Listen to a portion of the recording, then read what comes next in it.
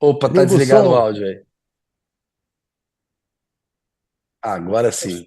eu sou novo nisso. Ah, tá. É.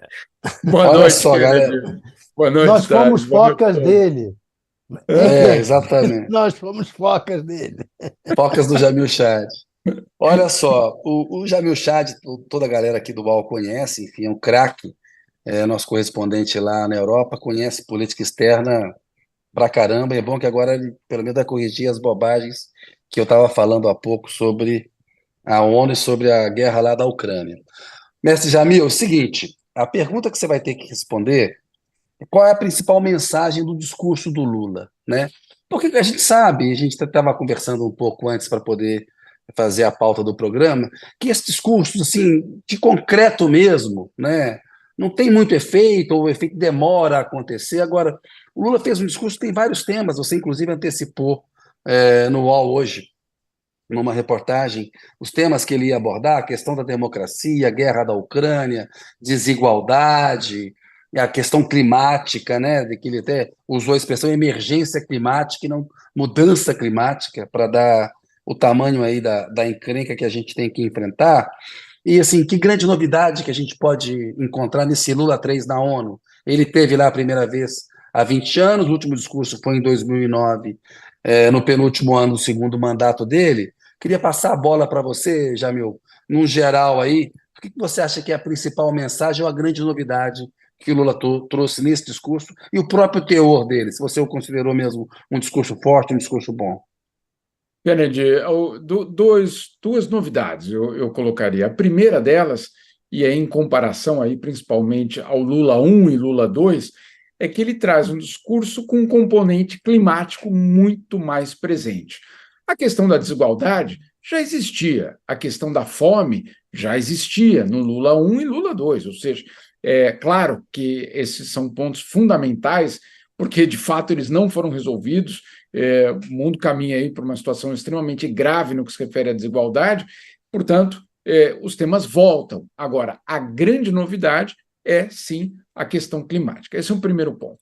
E o segundo ponto, que eu acho que é absolutamente fundamental, não sou eu que estou dizendo, as outras delegações também repararam nisso de uma forma muito consistente, foram várias delegações estrangeiras que me disseram isso, que abrir a Assembleia Geral da ONU com um discurso que denuncia a hipocrisia internacional é extremamente forte, né? Agora, quais são as hipocrisias que o Lula trouxe ali? Bom, a primeira delas no que se refere à própria desigualdade, como ele colocou, 10 bilionários que têm a mesma receita de 40% da população mundial. Mas não é só isso. É aquela velha história, não tem dinheiro para acabar com a fome, não tem dinheiro para o desenvolvimento.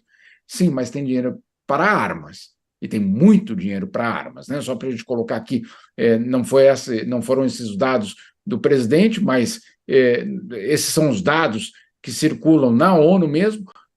O gasto com armas, por exemplo, em 2022, chegou a 2 trilhões de dólares. 2 trilhões, perdão, tem uma mosca aqui. 2 trilhões de dólares em 2022. Isso dá para, de uma forma muito clara, reduzir dramaticamente a fome no mundo. Ou seja, não é falta de dinheiro. Então, esse é o primeiro ponto da hipocrisia. E dá Segundo ponto. também, né, Jamil, para pagar aqueles 100 bilhões prometidos no Ah, Acordo de Paris para mudança que é troco, né, perante esse gasto militar, né? é troco e, obviamente, ele teria um impacto extremamente profundo, né? Porque Isso. essa transição climática ela vai precisar acontecer. E qual é a grande preocupação? Por que o presidente falou nisso? Outros também falaram nisso. Porque se você tem uma situação de uma mudança climática que vai aprofundar justamente a vulnerabilidade dos países em desenvolvimento, serão esses países que, mais uma vez, vão ficar presos numa situação agora ambiental, climática, que vai impedir, mais uma vez, o desenvolvimento dessas sociedades. Portanto, é urgente que esses 100 bilhões sejam colocados. E um terceiro ponto, rapidamente, Kennedy, ainda da hipocrisia internacional, é o fato de que, claro, a gente fala muito da guerra na Ucrânia e vamos deixar muito claro, as vítimas ucranianas precisam ser tratadas assim, elas são vítimas como qualquer outra em qualquer outro lugar do mundo, portanto, não estamos aqui menosprezando as vítimas ucranianas, mas o que o presidente fez, de uma forma muito clara, foi apresentar uma lista de todas as outras crises que acontecem no mundo e que não recebem, nem de longe, o mesmo tratamento. Mali, Haiti, Guatemala e tantas outras. Então, a hipocrisia foi colocada e isso acabou, respondendo a tua pergunta, chacoalhando a Assembleia Geral neste ano. Ou seja, Jamil, começa com um chute na porta, né? Basicamente foi isso que aconteceu. eu digo mais, eu acho que ele, ao fazer esse discurso apontando a hipocrisia, ele quase deixou nu o Biden no discurso dele a seguir. Porque o Isso. Biden veio com a hipocrisia. Falar, se o território ucraniano for repartido, estará se desrespeitando me esqueci, você sabe o que é. Soberania. Isso. A integridade territorial e tudo isso. Está desrespeitando a primeira assinatura Os do princípios acordo. da ONU, a integridade Os princípios da ONU, territorial, isso. tudo que rege os princípios da ONU. Só que os Estados Unidos desrespeitaram o território de vários países, deixaram de respeitar de vários países e desrespeitaram. Isso. Então ele fala, isso é hipócrita, absolutamente hipócrita. Aí o Lula mas nesse sentido é que o que o a Jamil outra falou hipocrisia é dele interessante, porque o Lula falar do colocou o Conselho dedo de nessa Segura- ferida, né? A outra hipocrisia dele é falar do Conselho de Segurança da ONU, falar de precisa mudar, é uma posição hipócrita dos Estados Unidos, porque não deixa mudar, não deixou mudar, não fez a mudança esse tempo todo e não vai ficar falando só. Tem que fazer, se quer fazer, fazer lá. Então, o Biden fez um discurso, isso sim, hipócrita, absolutamente hipócrita. Ô, Jamil, você quer complementar alguma coisa do Thales? Complementa aí que eu queria te fazer uma pergunta que tem a ver com isso, mas por gentileza, a bola com você. Só complementar, porque o Thales colocou de uma forma muito correta a questão do Conselho de Segurança. A questão do Conselho de Segurança, só para a gente colocar aqui num contexto, porque às vezes a gente pensa que o debate começou ontem. Não, ele começou quando acabou a Guerra Fria.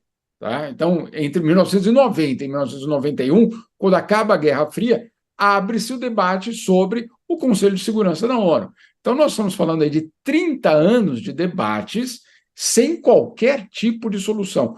Você vai perguntar para os americanos, para os chineses, para os franceses, ou para os russos, vocês estão a favor de ampliar o Conselho? Todos respondem que sim. Aí você pergunta, e quais são os países? E quais poderes eles teriam? Aí já é uma outra história. Então, obviamente, isso tudo fica parado. E aí tem obviamente, uma incoerência total, porque para você ampliar o Conselho de Segurança e dar o poder de veto a outros países, aqueles que têm poder de veto hoje precisam entrar num acordo. Pessoal, vamos só imaginar o seguinte: quando atualmente que nós vamos ver um acordo entre China, Rússia e Estados Unidos? Boa sorte. Boa sorte. E ainda mais para abrir mão de poder. Vou diluir meu poder, dar poder aos outros, né? Num conselho que não está funcionando. O Jamil lembrou bem, 30 anos de debate. Só o Lula está há 20 falando em reforma do Conselho de Segurança, né? Eu fui cobrir o Fernando Henrique Cardoso na ONU em 94, quando o Fernando Henrique assumiu, a primeira vez que ele foi à ONU falar, eu fui cobrir. Aí lá a gente teve uma conversa em off com o pessoal do Itamaraty e tal. Qual era a prioridade? Vamos tentar fazer o Brasil entrar no Conselho de Segurança da ONU. Isso. Fernando Henrique, primeiro governo Fernando Henrique, a primeira vez que ele foi lá falar no Conselho de Segurança da ONU. Nada. Tem que ver se o Arthur Lira pode pegar essa empreitada aí, porque a reforma tributária estava 3 décadas no Brasil sem aprovar. Aproveita que ele está lá e está amiguinho do Lula, como o Thales lembrou, só elogiando, ele e o Pachecão ali ouvindo ali o discurso do Lula. Quem sabe o Arthur Lira dá um jeito na reforma do Conselho de Segurança. Se rolar uma Caixa Econômica Federal, um Banco do Brasil, um BID, pode ser. É o BID, esse daí é o BID, no mínimo. Kennedy, só para completar essa questão ainda do Conselho de Segurança, que eu acho que no fundo a gente que faz essa ironia no que se refere aos 30 anos, etc., mas ela é muito fundamental. E o secretário-geral da ONU, Antônio Guterres, no começo do seu discurso, ele fala uma coisa muito clara, que é o seguinte: ou a ONU passa por uma reforma, ou a outra alternativa não é o status quo, é a ruptura. E é essa a grande preocupação hoje internacional. Hoje como você colocou, Kennedy, o Conselho de Segurança está absolutamente neutralizado. Não há nenhuma decisão mais que sai dali, porque, claro, você tem um impasse total entre as hegemonias. E aí a pergunta que todos aqui na ONU, em Genebra ou em Nova York se fazem é a mesma. Qual é a pergunta? Bom, mantida essa situação, qual é a relevância dessa instituição para os próximos anos? Essa é a grande pergunta. E só para completar, porque você tem, obviamente, uma irrelevância política, mas você tinha, por algum tempo, uma relevância humanitária, ou seja, a ONU ia lá e socorria milhões de pessoas pelo mundo. Continua fazendo isso. Só que qual é o problema dessa função? Cada vez com menos dinheiro. Então, só para vocês terem uma ideia, hoje nós temos no mundo 44 crises humanitárias. 44 crises humanitárias, não é a Ucrânia, 44 outras crises, 43 crises humanitárias e mais a Ucrânia. Em 38 delas, as crises conseguem menos de 25% dos orçamentos que elas precisam para alimentar as pessoas. Então, não há dinheiro, vamos resumir aqui, não há dinheiro para praticamente todas as crises humanitárias que a ONU precisa cuidar. É uma instituição que caminha para a falência. Ou ela se reforma, ou ela basicamente não terá um futuro. Esse reflexo, então, Jamil, da falta de dinheiro é mais ou menos o que Lula falou. É a incapacidade da ONU, como a guerra da Ucrânia escancarou. Está ficando irrelevante, não consegue ter verba, não consegue ter grana para ter poder e atuar nas crises humanitárias, né? Jamil, eu queria a tua avaliação sobre a questão da guerra da Ucrânia, porque a imprensa brasileira fica falando assim: o Lula não foi claro em relação à guerra da Ucrânia e tal. Eu acho que ele foi claríssimo. O Lula já deu declarações desastradas no passado. Ele fez uma correção da posição dele, reconhecendo que a agressora é a Rússia. Você começou muito bem lembrando que os ucranianos são vítimas. Agora, o Lula está deixando claro o seguinte: a frase dele é a seguinte: uma solução duradoura vai exigir uma negociação. Ele acha que precisa combinar com os russos, para fazer um trocadilho com a máxima do Garrincha, né? Enfim, sem conversar com o Putin, né, por mais que se ache o Putin um autocrata, tem uma situação de fato estabelecida ali, que o conflito está congelado. Eu tinha falado que tinha começado em 2021, errei, começou em 2022, como o pessoal me corrigiu aqui, mas já tem mais de 1 ano e meio, vai completar daqui a pouco 2 anos de uma guerra na Europa que está se congelando, porque de um lado tem uma ajuda americana e europeia para permitir que a Ucrânia resista a uma superpotência militar que é a Rússia, e do outro lado tem a Rússia segurando a onda em relação às sanções, no entendimento com a China e tal. Como é que você vê essa questão aí, que amanhã tem essa bilateral entre o Lula e o Zelensky? Nós vimos toda aquela linguagem corporal do Zelensky em relação ao Lula, né? Não aplaudiu em momento nenhum. O que você espera eu queria disso? aproveitar a sua pergunta e como é que o que você acha que vai ser o encontro do Lula com o Zelensky e o Lula com o Biden? Vamos lá. Em relação à guerra na Ucrânia, é uma guerra que caminha, como o Kennedy falou, para ser para viver uma situação de impasse, né? A contraofensiva ucraniana tão esperada, como me disseram no próprio Itamaraty hoje, micou. Essa é a palavra que os diplomatas brasileiros estavam usando hoje. A contraofensiva, obviamente, não trouxe o resultado que se esperava. Muito bem, qual é a outra alternativa? E a outra alternativa é uma palavra que, em diplomatês, tem um significado muito grande. Duradoura. Paz duradoura. O que é uma paz duradoura? É a paz que não é do vencedor. É a paz negociada. Essa é a tradução de duradoura em diplomatês. É a paz que você senta com todos e fala: bom, quais são os teus interesses legítimos ou não nesse conflito? E vocês o que é que vocês querem exatamente, quais garantias vocês querem. Ou seja, é criar uma situação na qual você possa negociar uma saída, não uma saída provisória, não uma saída que resolva o Donbass, mas a tensão continua. Não, qual é a nova arquitetura de segurança europeia que permitiria que, obviamente, os dois lados ficassem confortáveis. O que é confortável? É a Rússia tendo certeza, ou pelo menos algum tipo de sinalização, de que ela não será alvo de algum tipo de expansão da OTAN, por exemplo, e do outro lado, os países ali do leste europeu, a certeza de que a Rússia não fará nenhum avanço, nenhum tipo de invasão. Essa é a paz duradoura que Lula fala. A negociação é complicada, muito complicada. Agora, isso, Jamil, no contexto europeu. No contexto da Ucrânia, o Lula já falou, e tem diplomatas da ONU que falam, inclusive militares americanos, que alguma concessão territorial será inevitável, ou seja, a Rússia vai ficar com o território que hoje é ucraniano. Você acha que tende a acontecer isso?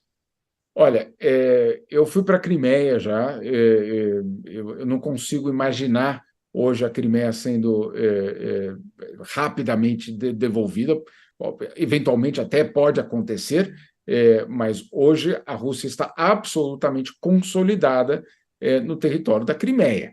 Foi em 2014, então, né? Está indo para 10 anos, não é isso? 10 anos, 10 anos. Então, obviamente, uma situação muito complicada. Essa eventual devolução da Crimeia vai ser muito complicada se ela acontecer.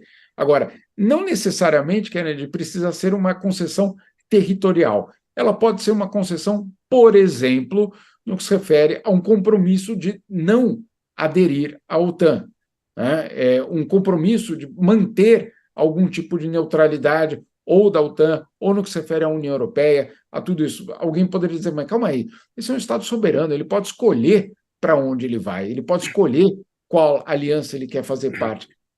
É verdade, mas a arquitetura de segurança da Europa vai exigir concessões, certamente. E aí não é concessão da Ucrânia, de todos, basicamente. E aí esse é o grande desafio.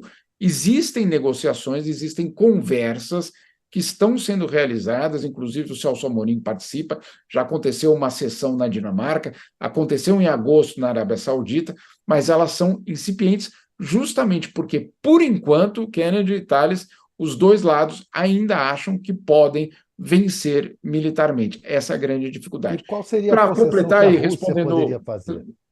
Perdão? E qual seria a concessão que a Rússia poderia fazer?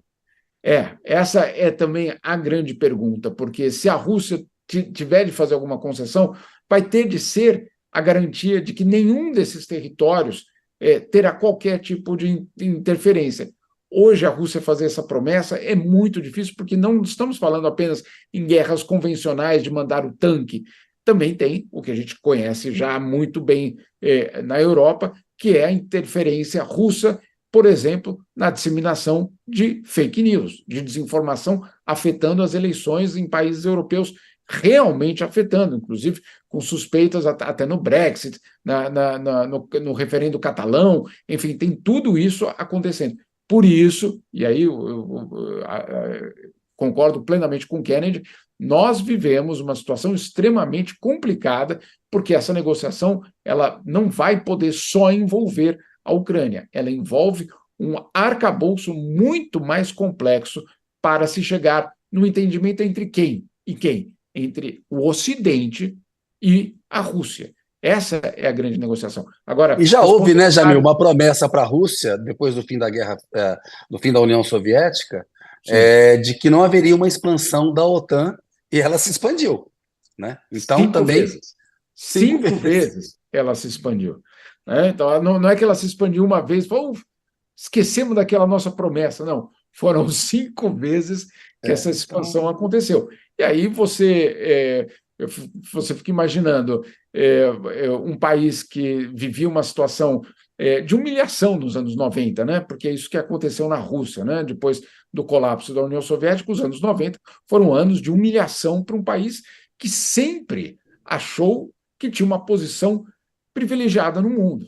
Então, aquilo também, obviamente, aquele período de desestabilização, ele vem seguido por um período de consolidação ou tentativa de consolidação. O grande erro, que o próprio Lula já falou, o grande erro do Putin foi ter feito uma invasão territorial a um país soberano. Isso, obviamente, tira qualquer tipo de legitimidade, de qualquer tipo de apelo que ele possa fazer. Agora, essa negociação vai ter de acontecer em algum momento. Mas, É Jamil, um legado ainda do fim. Insisto, eu tenho ouvido muita gente falando sobre isso aqui. É ainda um legado do fim da Guerra Fria, um legado não resolvido que continua. Hoje, o discurso do Zelensky, no meio do discurso, ele fala sobre as armas nucleares que eles tiveram de devolver, né? A Ucrânia devolveu para a Rússia quando a União Soviética. Ou seja, ele está falando do quê? Ele está falando do fim ainda da Guerra Fria. É muito impressionante a gente imaginar que essa guerra de hoje ela ainda é os ecos daquela desintegração do final dos anos 80. mas, Jamil, você não me respondeu Vou responder. Que você espera desse encontro Lula-Zelensky e Lula... Esse Thales é muito ansioso, Vai. Jamil. Muito ansioso, Thales Faria. Deixa o rapaz responder. Parece Parece repórter. jornalista. Então, Parece eu falar. repórter. Parece Caramba. repórter. Não, Ô, quando Thales, eu entrevista, eu não quero saber se é coleguinha ou se não é coleguinha. Eu saio O cara é atropelando. brabo, rapaz. Thales, olha, alguns pontos que o Zelensky vai trazer ao Lula. O primeiro deles, ele quer que o Lula seja a ponte para a América do Sul, ou América Latina, na verdade, que é uma espécie de conferência entre Ucrânia e América Latina para tentar ganhar apoio latino-americano e quer que o Lula organize essa, vamos dizer assim, essa conferência Ucrânia-América Latina.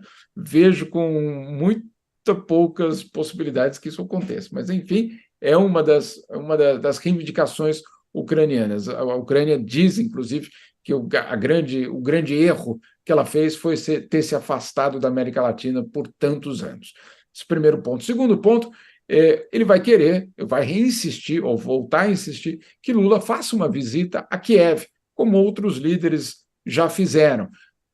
Quando que isso poderia acontecer? Olha, em 2024, Lula vai para Moscou, ou perdão, para a Rússia, não necessariamente para Moscou. Por quê? Porque em 2024 a Rússia vai presidir os BRICS. E aí ela vai ter uma cúpula na Rússia. E Lula vai à Rússia em 2024. E aí a pergunta, se ele vai à Rússia em 2024, será que ele faz uma parada em Kiev ou não? Então, esse vai ser um convite também do Zelensky.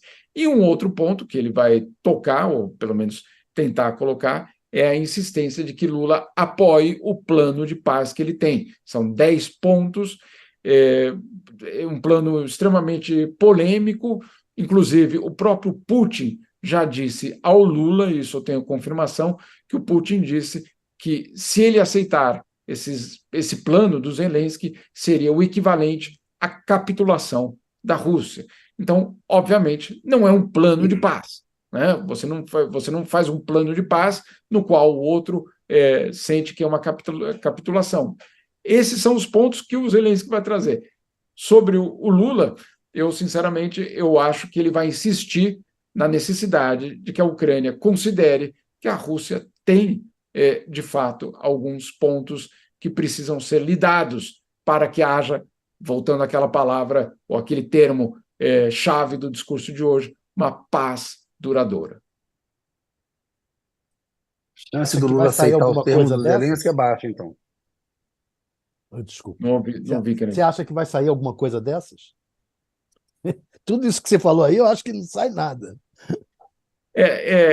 O Zelensky já tentou que o Lula fosse para Kiev, e o Lula, de uma forma muito diplomática, disse: olha, o meu mandato é longo, vamos ver. Né? Passar em Kiev, eu acho que ele passa, vai ser até uma boa desculpa. Vai para a Rússia, passa em Kiev, está resolvido. Agora, servir de ponte para a América Latina, para fazer isso daí, nada disso, eu acho que sai, nem eles também vão ceder em nada. Agora, Thales, tem um ponto fundamental desse encontro, que é o fato de ele acontecer. O fato de ele acontecer é um ponto que próprio presidente Lula tira vantagens disso pelo seguinte: se ele quer se apresentar ao mundo como um interlocutor viável de alguma mediação, ele tem que ter uma foto, sim, ao lado de Zelensky. Agora, qual é o perigo? É, obviamente, que os ucranianos manipulem essa reunião ou manipulem esse encontro para dizer que Lula deu apoio ao Zelensky no seu plano de paz ou no seu projeto. Não, isso é um cuidado muito grande que a diplomacia brasileira vem tendo em relação aos ucranianos. Vocês se lembram, por exemplo, aquela viagem do Amorim para Kiev, né? Naquela viagem do Amorim para Kiev, o plano dos ucranianos não era só um encontro com o Zelensky. Os ucranianos queriam levar o Amorim para os locais bombardeados pelos russos. Para quê? Para sair naquela foto, né, na qual um representante estrangeiro se comove ou se coloca ao lado daquelas vítimas. Até aí tudo bem. A questão, e esse foi o alerta que o Brasil passou para a Ucrânia, nós não faremos parte da sua propaganda de guerra. Isso foi dito pela diplomacia brasileira, a diplomacia ucraniana. Nós não faremos parte da sua diplomacia, da sua propaganda de guerra. E essa visita do Amorim aos locais bombardeados foi cancelada. Então, há um cuidado, obviamente, para fazer um encontro acontecer, se mostrar um aliado para as negociações, mas não um aliado para defender uma posição ou outra. Ô, Jamil, antes que o Thales cobre, que ele é apressado, qual que é a sua expectativa para o encontro lá com o Biden, que ele perguntou? Responde para o Thales aí. Olha, eles encontraram um tema espetacularmente conveniente aos dois, que é, obviamente, a questão trabalhista, né? O Biden concorre, bom, vamos ver, mas está em campanha eleitoral para concorrer à presidência, precisa do voto daqueles trabalhadores que são aqueles que podem justamente virar o voto para Donald Trump se sentirem que aquele presidente não está protegendo os interesses nacionais. Enfim, ali tem um ponto em comum com um ex-sindicalista, né? No caso, o presidente Lula. Então, há um ponto em comum. Agora, a reunião não vai ser só sobre isso, de forma alguma. Cuba vai estar na reunião, o assunto do embargo sobre Cuba. Obviamente, a questão da democracia ainda está sob debate e, obviamente, a questão ucraniana, sem dúvida nenhuma, continua sobre a mesa. Então, é uma reunião que tem um ponto em comum muito cômodo para os dois, mas que traz ali vários outros temas não tão, vamos dizer assim, convergentes. Olha só, as interações aqui. Luzia Souza, esse Jamil é 10. Renato Macedo, entrada triunfal mesmo, do Jamil aqui no programa. Rosiane Arroxo, adoro o Jamil. Tereza de Souza, Jamil, querido, cara, você é mais popular que eu, Toledo e o Thales juntos aqui no programa. Você tem que apresentar o programa. Não, isso é porque eu apareço pouco, aí junta todos os comentários, é só isso. Eu com saudade. Não, mas você sempre aparece bem. Igor Stanislav, grande Jamil Chad, Danilo Sotero Rogério, sempre comenta antes aqui. Será que os países ricos vão finalmente botar o dinheiro que prometeram para a mudança climática? Daqui a pouco eu vou perguntar para você sobre essa questão, porque apesar de o Lula ter repetido a bandeira da desigualdade, ele fez um link muito bom com a mudança climática, né? Que a desigualdade está na raiz dos principais problemas do mundo ou agrava os problemas do mundo. E a desigualdade agrava a questão climática. O Renato Macedo, combater as desigualdades sociais no mundo, inclusive em relação ao modo de se tratar o meio ambiente. O pessoal quer que você fale um pouco sobre o meio ambiente, tá, Jamil? Vou pedir para você analisar. Aí tem uma brincadeira aqui, se na Suíça tem mosca, da Rosiane Arroxo, tem, a gente viu que tem. Mudanças climáticas. A Margarida von Schwenk, Jamil, gostoso demais te ouvir. Thales, sensacional. Thales também está bem cotado para caramba aqui. É a Lucilene da Silva. Será que o Zelensky vai mesmo encontrar com o Lula? Só acredito vendo amanhã os dois. A Lucilene está um pouco descrente. Mas, ô Thales, vamos analisar essa questão que você falou da grande novidade ser a questão climática, que a gente viu o Lula colocar de fato essa coisa no centro da política externa dele, o que a gente pode esperar de efeito disso numa entidade que está tão enfraquecida? Né? Esses 100 bi mesmo vão aparecer? Esse dinheiro vai aparecer? Diga, Olha, Jamil. Ele falou Tales, mas é Jamil. Jamil, desculpa. Olha, Kennedy, eu estava falando com uma delegação europeia ontem, justamente na preparação das matérias sobre o discurso, etc. Sim. E a preocupação dos europeus é a seguinte: o dia que o primeiro centavo desse 100 bi for colocado sobre a mesa, eles têm certeza que a cada ano eles serão cobrados a dar esses 100 bi sem um prazo para acabar. Então, a preocupação dos europeus, principalmente dos europeus, é de que isso abra uma situação na qual eles não tenham volta, né? Serão 100 bi todos os anos de uma forma permanente. Aí eu até brinquei, falei, calma aí, foram vocês que assinaram isso, né? Quer dizer, foi uma negociação. Acordo de Paris, 2015. Não, e está feito, né? Não é, ninguém colocou a arma na cabeça de ninguém para assinar esse Exato. acordo, né? Então, assim, qual foi a surpresa? Vocês acharam que não ia ser cobrado? E aí a resposta foi curiosa, porque falaram: olha, a gente até imaginou que seria cobrado, mas a situação hoje não é igual ao que era naquele momento. Como não é igual? Não é igual porque hoje nós temos uma China que, obviamente, avança na economia mundial e cria, obviamente, uma concorrência muito grande aos europeus, e tem uma guerra que está consumindo recursos públicos. Portanto, nós não temos, neste momento, nenhum tipo de intenção de que esse dinheiro apareça rapidamente. Pior, esse dinheiro vai aparecer, se eventualmente ele aparecer, ele seria, obviamente, colocado à disposição dos países emergentes para que eles façam a sua transição climática. E aí, qual é a preocupação dos europeus? De que esse dinheiro seja utilizado para comprar tecnologia climática da China. Então, que os europeus, os americanos, estariam financiando indiretamente a indústria de transição energética da China. Tudo isso é impressionante, porque nada disso foi colocado naquele momento do acordo, né? Agora, qual é a alternativa? Essa parte dramática da história. Não há. Não há uma alternativa.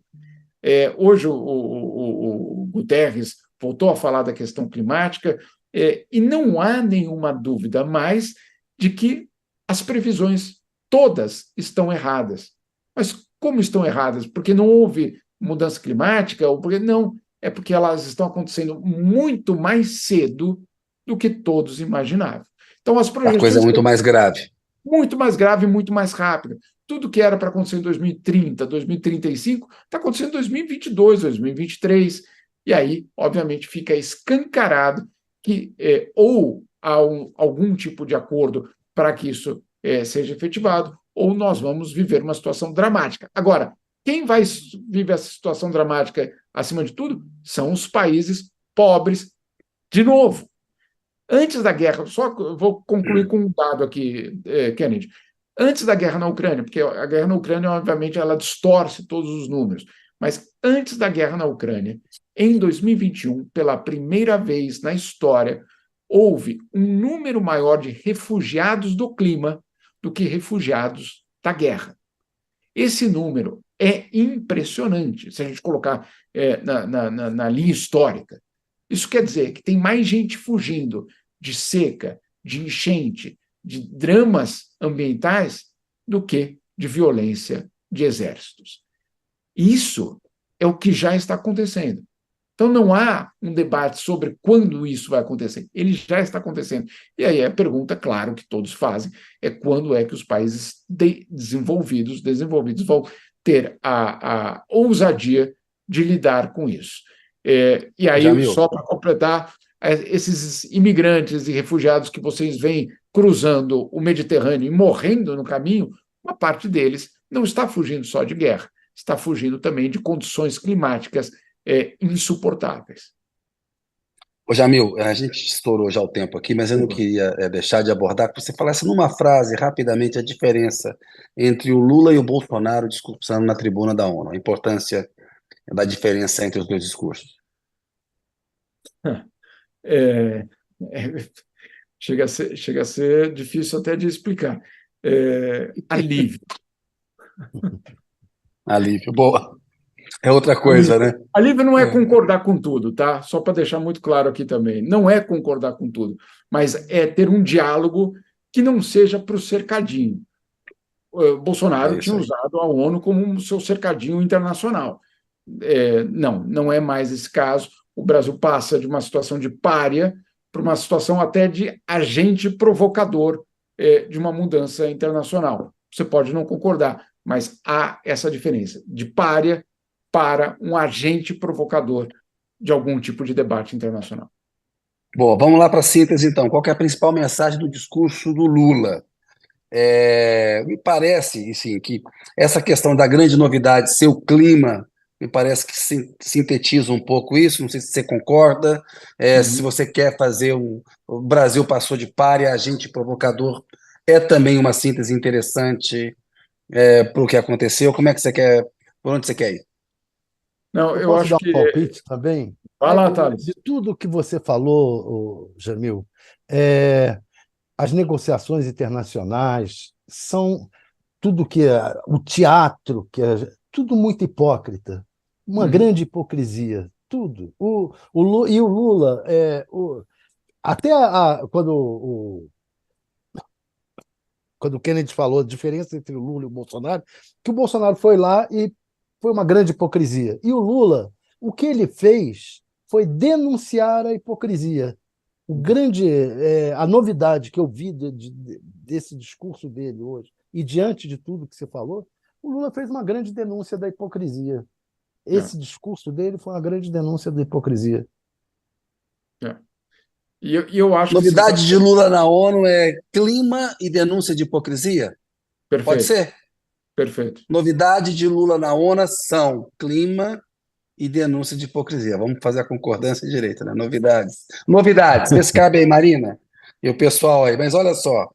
Ô, Jamil, eu quero te agradecer demais aí pela participação. Você é um grande amigo, excelente jornalista. E o pessoal aqui do Análise gosta muito de você, como você pode ver pelos comentários. Eu e o Thales também. Aquele abraço para Também, você e boa noite aí, meu caro. muito. Boa noite para vocês também. E Beijão, até, Jamil.